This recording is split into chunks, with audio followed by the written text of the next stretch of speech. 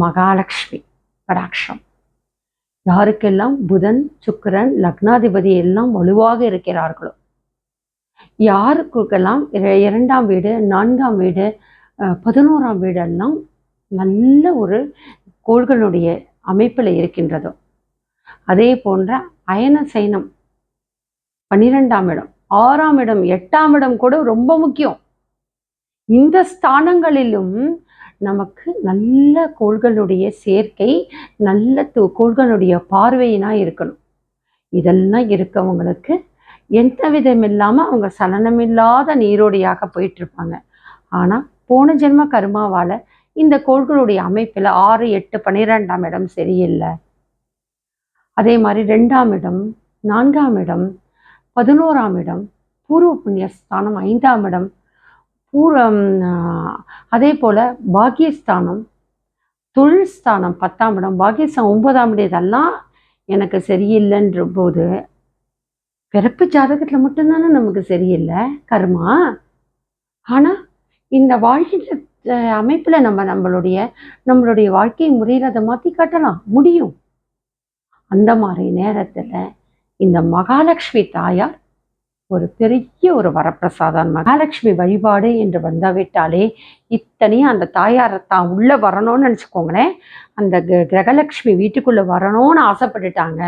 நம்ம பண்ணுற பூஜைக்கு அந்த கிரகலட்சுமி தாயார் உள்ளே வரணும்னு ஆசைப்பட்டுட்டாங்கன்னாலே என்ன அர்த்தம் அப்படின்னா, அவங்க எங்கெங்கே இருக்கோ அதை ஸ்பேடு ஒர்க்குன்னு சொல்லுவாங்களே, அந்த மாதிரி எல்லா கலைகளையும் எடுத்துட்டு வாங்க. மகாலட்சுமி தாயார் நம்ம வீட்டுக்கு வர போகிறாங்க, நம்ம பூஜை பண்ண போகிறோம், நம்பிக்கையோடு பூஜை பண்ணணும். நானும் அவ்வளோ கஷ்டங்கள் பட்டிருக்கேன் வாழ்க்கையில். நான் பலமுறை சொல்லியிருக்கேன். எல்லாருக்கும் எத்தனை பேரை ஜோசியத்தால் மீட்டெடுத்தனோ இல்லையோ, நிறைய குடும்பங்களை கவுன்சிலிங்கில் மீட்டெடுத்திருக்கேன். ஃபிலாசபி கவுன்சிலிங் எத்தனையோ ஓடிப்போன கணவனை பிரிந்து ஓடிப்போன பெண்கள், தகாத வழியில் போனவங்க, ஆண்களாக இருக்கட்டும் பெண்களாக இருக்கட்டும், தன் நிலையை உணர்ந்து இன்னைக்கு ஒரு நிறைய குடும்பமாக வாழறாங்கன்னா கண்டிப்பாக அது எனக்கு ஒரு பேர். அதுதான் எனக்கு ரொம்ப சந்தோஷம். எதுக்கு தெரியுமா? மனுஷன் பிறந்துட்டே இருக்கணும். எனக்கு தெரியும், நான் மனசார எத்தனை குடும்பங்களை இணைத்து வைத்திருக்கிறேன், எத்தனை தாய் தகப்பனை இணைத்து அந்த பிள்ளைகள் நல்லா இருக்குன்றதுக்கான அம்சம். வாழ்க்கையில் பொறுமையும் சகித்து தன்மையும் வேணும். அந்த பொறுமையை சகிப்புத்தன்மை வேண்டும் என்று சொன்னால் நாம் நித்தியமாக தெய்வத்தை நம்பணும். அந்த நித்திய தெய்வத்தை நம்பணும் போது அதில் மகாலட்சுமியை நம்ம பிடிச்சிக்கணும். அது வீட்டில் இருக்க குடும்ப பெண்கள் மகாலட்சுமி பிடிக்க வைக்கணும். முதல்ல விளக்கேற்றணும். அங்கே பிரம்ம முகூர்த்தத்தில் விளக்கேற்றுவதுலேருந்து அந்தி சாகின்ற நேரத்தை விளக்கு வைத்து வீடை தூய்மையாக நறுமணத்தோடு வச்சிருக்கும் போது உடல் தூய்மை நீரானாமையும் அகத்தூய்மை வாய்மையால் காணப்படும். பெண்கள் ஒழுக்கமாகவும் பக்தியாகவும் நல்ல வார்த்தைகளாகவும் எந்த வீட்டில் இருக்கோ அந்த ஆண்கள் என்ன மாதிரி தவறுகள் பண்ணிட்டு வந்தாலும் இந்த ஒரு பெண்ணால் அந்த குடும்பத்தோட கர்மாவை ஈர்த்து காப்பாற்ற முடியும் அந்த பக்தி.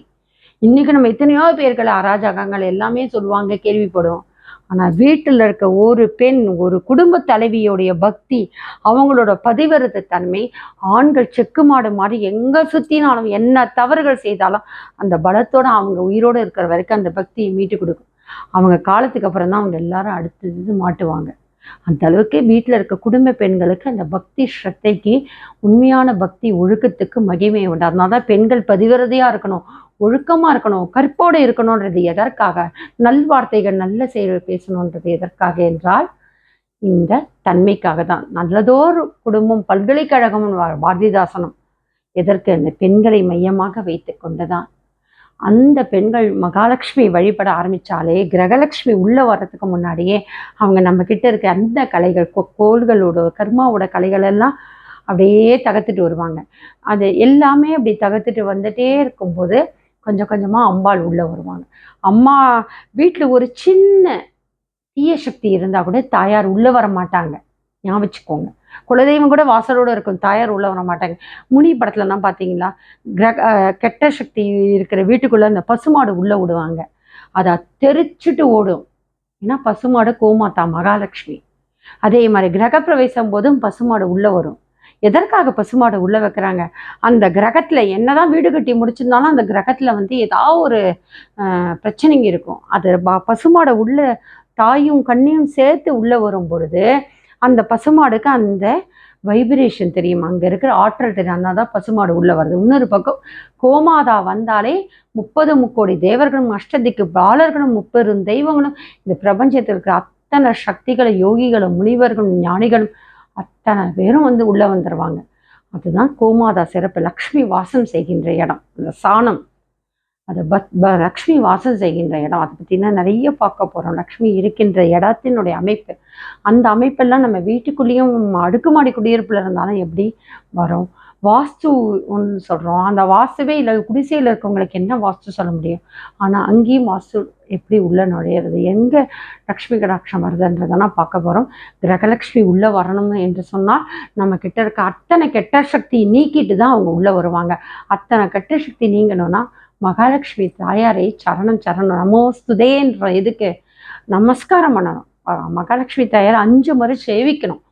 அதுதான் அந்த மகாலட்சுமி தாயாரை வழிபட வழிபட வழிபட நமக்கு கொஞ்சம் கொஞ்சமாக கஷ்டங்கள்லேருந்து விடுபட்டுட்டே வரும். அதுதான் வராகியம்மா உள்ளே வராங்க, பால் குடிக்கிறாங்கன்னு சொல்லுவாங்க. ஆனால் நான் இன்னும் கஷ்டத்தோடு இருக்கேன்னுவாங்க. மகாவராகி டிவி சேனல் என்னோடது பாருங்கள், அதில் அதீத அம்சம் தெரியும். இதை பற்றி ஒரு பதிவும் அங்கேயே நான் விளக்கமாக வெளியிடுகிறேன். மகாவராகி வந்தும் வீட்டில் இருக்கோன்றது தெரிஞ்சு நாங்கள் கஷ்டப்படுறோம் என்றதுக்கான காரணத்தை சொல்ல போகிறோம். மகாலட்சுமி உள்ளே வரணும் அப்படின்னாலே நம்மளுடைய பக்தி இருக்கணும், உண்மை நேர்மை ஒழுக்கம் தூய்மை இருக்கணும். அங்கே மகாலட்சுமி ஒரு நிமிடம் அந்த திரு நற்பவி இந்த ஸ்ரீம் என்ற வார்த்தை பீஜ மந்திரத்துக்கே மகாலட்சுமி தாயார் உள்ளே வருவாங்க. மகாலட்சுமி தாயாரை வரலட்சுமி தாயாரை வரவேற்போம். அந்த தாயார் நமக்கு அத்தனை தைரியத்துலேருந்து தனம் தானியம் சம்பத்தை எல்லாமே கொடுத்துருவாங்க. நம்ம பிள்ளைகளுக்கு தைரியத்தை கொடுத்துருவாங்க, நம்ம கணவருக்கு தைரியத்தை கொடுப்பாங்க, நமக்கு தைரியத்தை கொடுப்பாங்க, சந்தான பிராப்தம் கொடுப்பாங்க, தனலட்சுமியாக இருப்பாங்க, தானியலட்சுமியாக இருப்பாங்க, வித்யாலட்சுமியாக இருப்பாங்க, விஜயலட்சுமியாக இருப்பாங்க, ஆதிலட்சுமியாக எல்லாத்துலேயுமே இந்த முன்னுதாரணமாக நம்ம வாழ்வோம். கஜலட்சுமி யார்? அந்த கஜலட்சுமி அம்சம் இருந்தாலே அரசு சம்பந்தப்பட்ட யோகங்கள், அரசாங்க சம்பந்தப்பட்ட யோகங்கள்லாம் வரும். அம்மா அப்பா லக்ஷ்மியோட தாத்பரியத்தை அவ்வளோ சொல்லலாம். மனமகிழ்ச்சியோட கும்பிடுங்க. மகாலட்சுமி தாயாரை சேவிங்க. எவ்வளோக்குள்ள ஒரு தாயாரை ஸ்ரீம் என்ற ஒரு வார்த்தை போதும், திருமகளே வருகவே என்று கூப்பிட்டா போதும், அம்பிகை ஓடி வருவாங்க. அதுதான் மகாலட்சுமி தாயாருடைய அம்சம். ஓம் நமோ நாராயணா.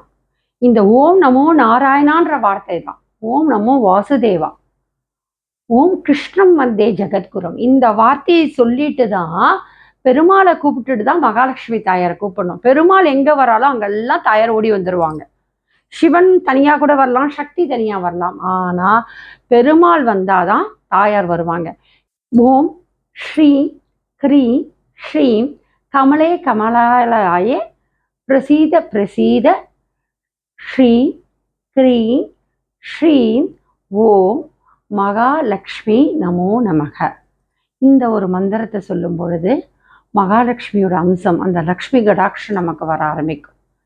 அதே மாதிரி ஓம் மகா தேவேச்சு வித்மகி விஷ்ணு பத்னேச்சு தீமகி தன்னோ லக்ஷ்மி பிரஜோதிகாத் என்ற மந்திரத்தை சொல்லும் பொழுதும் லக்ஷ்மி கடாட்சம் வரும். யாதேவி சர்வபூதேஷு லக்ஷ்மி ரூபேன சம்ஸ்திதா நமஸ்தஸ்யே நமோ நமகன்னு சொல்லுங்க. அதே போல் மகாலட்சுமி அஷ்டகம் நமஸ்தேசு மகாமாயே ஸ்ரீபீடே சுரபூஜிதே சங்கு சக்கர கதாஸ்தே மகாலட்சுமி நமோஸ்துதே. இந்த வரிகள் சொல்லி தினமும் சொல்லிட்டு இருந்தாலே போதும், வீட்டில் மகாலட்சுமியோட கடாட்சம் வரும். குத்து விளக்கு பூஜை செய்யும் பொழுதும், பஞ்சமுக தீபம் ஏற்றும் போதும், காமாட்சி விளக்கு ஏதும் போதும், அதே போல் லக்ஷ்மி கடாட்சம் வருவதற்காக 6 விளக்குகள், நடுவில் காமாட்சி விளக்கு, சுற்றி 5 அகல் விளக்குகள். இந்த அம்சத்தோட நீங்கள் நெய் விளக்கு ஏற்றும் போது அந்த நெய்யினுடைய வாசம் மகாலட்சுமியோட அம்சத்தை தரும்.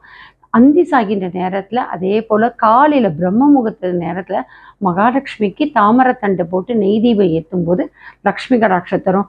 பணக்காரங்களுக்கு தான் நெய் தீபம் கிடையாது. 10 ரூபாய்க்கே சில சாஷியில் தூய்மையான நெய் கிடைக்கிது. அது 2 அகல் தீபத்துக்கு வரும். அந்த சுகந்த மனம் நம்ம ஒரு நாளைக்கு நம்ம ஒரு குறைஞ்சபட்சம் ஒரு தனி மனிதன் வாழ்க்கைக்கு 200 ரூபாய் இல்லாமல் நம்மளோட வாழ்க்கையை நம்ம நடத்த முடியாது. 100 ரூபாவது தேவை. அதில் ஒரு 10 ரூபாய் செவ்வாய் வெள்ளிக்கிழமையாவது 10 ரூபாய்க்கு ஒரு நெய் தீபத்துக்கு அந்த சேஷை நீங்கள் வாங்கினீங்கன்னா ஒரு ஜோடி தீபத்தை நம்ம ஏற்றலாம். அவ்வளோ நறுமணங்களுடைய நெய் கிடைக்கும். கோயில் வாசல்னா ஒரு டப்பிக்குள்ளே கிடைக்கும், அதெல்லாம் தூய நெய் கிடையாது. பசு நெய்யே 10 ரூபாய் சேஷன் நல்லா விற்கும். அந்த நெய் தீபம்ன்றது சுகந்த மனத்திற்காக. உசத்த இதுக்காக இல்லை, உசந்த குடியாக்குவதற்காக தாமரத்தண்டு தீபம் அல்லது பஞ்சு தீபத்தில் அந்த நீங்கள் இந்த விளக்கை ஏற்றி அம்பிகையை மகாலட்சுமி நீங்கள் வழிபடும் பொழுது ஓம் நமோ நாராயண, ஓம் வாசுதேவாய நமக, ஓம் கிருஷ்ணம் வந்தே ஜெகத்குருன்னு சொல்லி மகாலட்சுமி தாயாரை வழிபடுங்க. கோச்சார ரீதியாக நீங்கள் எவ்வளோ வறுமையில் இருந்தாலும், ஏழநாட்டு சனி, அஷ்டம சனி, அது மாதிரி நல்ல கோடீஸ்வராக இருக்கும். கண்டதுக்கு நம்ம சுற்றி நிலம் நீச்சை எல்லாமே நிறைய செல்வம் இருக்கும். பெரிய பெரிய மல்டிநேஷனல் கம்பெனி ஷேர்ஸ் எல்லாம் நம்ம கையில் இருக்கும். ஆனால் தரித்திர நாராயணா இருப்பாங்க. ஏன்னா கோச்சார ரீதியாக மாறுபடும். அதே மாதிரி தான் பிறவிலேயே நம்ம நிறைய ஏழ்மை வறுமையான குடும்பத்தில் இருப்போம். ஆனாலும் இந்த மந்திரங்களை சொல்வதன் மூலமாக, குறிப்பாக மகாலட்சுமி உம் திருமகளே போற்றின்னு நினைப்பதன் மூலமாக, உம் ஸ்ரீம் என்ற பீஜ மந்திரத்தின் மூலமாக மகாலட்சுமி வழிபடும் போது இந்த கோச்சார ரீதியாக நமக்கு அந்த சுழற்சியில் வரும்பொழுது அம்பிகை ஆதிலக்ஷ்மி அன்னை வரலட்சுமி தாயார் நமக்கு நம்மளோட வாழ்க்கையில படி ஏற்றுவாங்க. எவ்வளோ கஷ்டம் இருந்தாலும் ஒவ்வொரு படிநிலையாக வசந்தக்கூடியாக ஏற்றுவார்கள். அதுதான் கர்மாவுடைய சிறப்பம்சம். அது மகாலட்சுமியை வழிபடுகின்ற ஒரு அம்சம் கோள்களில். ஏன்னா எல்லாருக்குமே பணம் மட்டும்தான் பிரதானம். ஒரு கோயில் கட்டினாக்காட பணம் தேவை. பண வந்த பிறகுதான் அந்த பிலாசபி தத்துவமும் இறைசக்தி வெளிப்படும். அந்த லக்ஷ்மி கடாட்சம் திருமகள் வேண்டும் என்று சொன்னால் கண்டிப்பாக மகாலட்சுமி வழிபட வேண்டும். அப்படி பண்ணும்போது கோச்சார் ரீதியாக வரும்போது புதனுடைய அமைப்பில், சுக்கிரனுடைய அமைப்பில் நல்ல நிலையாக நமக்கு அதனுடைய பலன் நமக்கு அந்த நேரம் கொடுப்பாங்க. எல்லாருக்குமே கோச்சார் ரீதி வரும். ஆனால் நம்ம கர்மாவை மாற்றலைல்ல. அப்போ அந்த புதன் சுக்கிரன் கோச்சார் ரீதி அமைப்பு நன்மையை தராது. மைனஸ் திருப்பி ப்ளஸ் ஆகும், மைனஸே ப்ளஸ் ஆகும். ஆனால் போன ஜென்மமுடைய கர்மா மைனஸ் ஆகிறது. இந்த ஜென்மத்தினுடைய நம்மளுடைய செயல்பாடுகள் மகாலட்சுமி வழிபடுகின்ற நேரத்தில் ப்ளஸ் ஆகும்போது மைனஸ் இன்ட்டு ப்ளஸ் திருப்பியும் நமக்கு ப்ளஸ் தான் வரும், பாசிட்டிவாக தான் நமக்கு வரும். அதுதான் மகாலட்சுமியோட வழிபாடு. கண்டிப்பாக அதனால தான் ஆதிசங்கரர் கனகமழை பொழியிறாங்க அந்த ஏழ்மையான வீட்டுக்கு. குச்சேலருக்கு ஒரு படி அவளில் கிருஷ்ணர் அவ்வளோ அந்த அத்துணை அளவுக்கு லக்ஷ்மி கடாட்சத்தை கொடுக்குறாங்க. மகாலட்சுமி தாயாரை நித்திய வாசி நித்திய லக்ஷ்மியை பரிபூர்ண கடாட்சத்தை வரலட்சுமி தாயார் வழிபடுங்க. உங்களுக்கு கோச்சார் ரீதியாக கோள்கள் சுழற்சியில் புதன் பகவானும் சுக்கிர பகவானும் மகாவிஷ்ணு மகாலட்சுமி உங்களுக்கு நல்ல வளம் போகத்தோடு வாழ வைத்து, உங்களை தொழிலிலும் செய்தொழிலில் சிறக்க வைத்து, உயர் பதவிகளில் வகிக்க வைத்து, நமக்கு ஒரு நல்ல ஒரு நிரந்தரமான தொழிலும் நிரந்தரமான ஒரு வருமானத்திற்கும் அந்த அம்பிகை கண்டிப்பாக படியளப்பாங்க. பூமி தாயில பிறக்கின்ற ஒவ்வொருத்தருக்கும் படியளவு. அதுக்கு மேலே பேராசையாக ஆசைப்படுறவங்களுக்குன்னா தெரியாது. ஆனால் நம்முடைய வாழ்க்கையினுடைய நல்லபடியாக வாழ்வதற்கு மகாலட்சுமி தாயார் வழிபடுவாங்க. கோச்சார ரீதியாக உங்கள் கோள்களுடைய அமைப்பு நன்றபடியாக இருந்து கடனில்லா வாழ்க்கையிலேருந்து நீங்கள் மீண்டு வரணும் என்று சொன்னால் மகாலட்சுமி தாயாரை வழிபடுங்க. அஷ்டோமன் தேடையில் இணைங்க. தெய்வத்துடன் கூடிய தத்துவார்த்தமான ஜோதிட கருத்துக்கள் தான் உங்களுக்கு கிடைக்கும். உண்மையை சொல்ல வேண்டும் என்ற கருத்தில் தான் நம்மளுடைய கர்மாவை உணர்ந்து நம்ம வாழ்கின்ற வேண்டும் என்ற அடிப்படையில் தான் என்னுடைய வார்த்தைகளும் சொல்லும் செயலும் நினைக்கும். புரியறதுக்கு கொஞ்சம் கஷ்டமாக இருக்கணும், புரியறதுக்கும் தேவையற்றதாக இருக்கும். ஆனால் கொஞ்சம் சிந்தித்து செயல்படும் போது நம்மளோட வாழ்க்கையில் ஒவ்வொரு நிலையிலும் நமக்கு ஒரு வெற்றிப்படி தான். மீண்டும் ஒரு வாழ்க்கையில் ஒரு வெற்றிப்படியை நோக்கி நம்ம முன்னேறுவோம். மீண்டும் ஒரு அஷ்டோமன் தேடையில் சந்திப்போம்.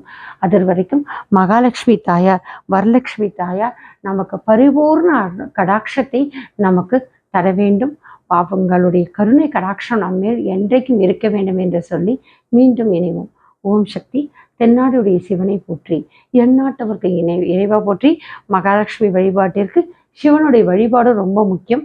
அதை பற்றிய ஒரு பதிவும் சிவன் வழிபாட்டின் மூலமாக மகாலட்சுமியுடைய தன்மை, மகாலட்சுமி கடாட்சத்தை செல்வ தனதானிய பிராப்தி தன்மையை பற்றி நாம் மீண்டும் ஒரு பதிவிலை பார்க்க பெறும். அஷ்டோமன் தடையில் மீண்டும் உங்களை வரவேற்கிறேன். ஓம் சக்தி.